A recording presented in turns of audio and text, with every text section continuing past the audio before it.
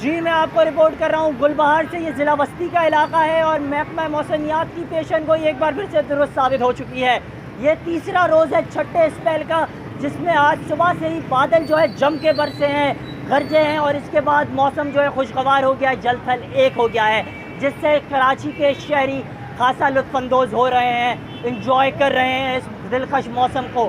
اگر انتظامیہ کی بات کی جائے تو انتظامیہ کی کارکردگی جو ہے وہ 0/0 نظر آ رہی ہے۔ انتظامیہ کے دعوے، انتظامیہ کی کارکردگی جو ہے وہ پانی میں ڈوب چکی ہے۔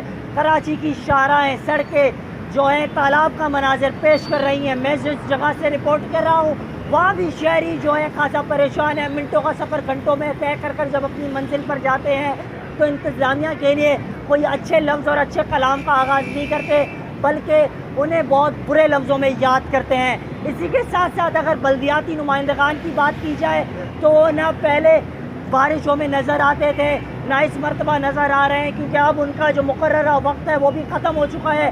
اب بلدیاتی نمائندگان نظر بالکل نہیں آئیں گے۔ اگر یہاں بات کی جائے شہریوں کی تو شہری خاصا پریشان ہے۔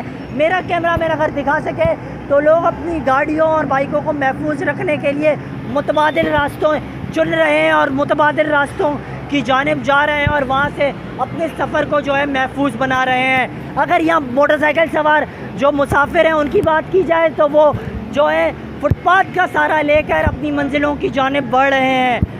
موسم کافی خوشگوار ہو چکا ہے، شہری لطف اندوز ہو رہے ہیں، لیکن آبار رحمت جو ہے وہ شہریوں کے لیے زحمت بن چکی ہے، کیونکہ انتظامیہ کی کارکردگی جو ہے وہ 0/0 ہے۔ جی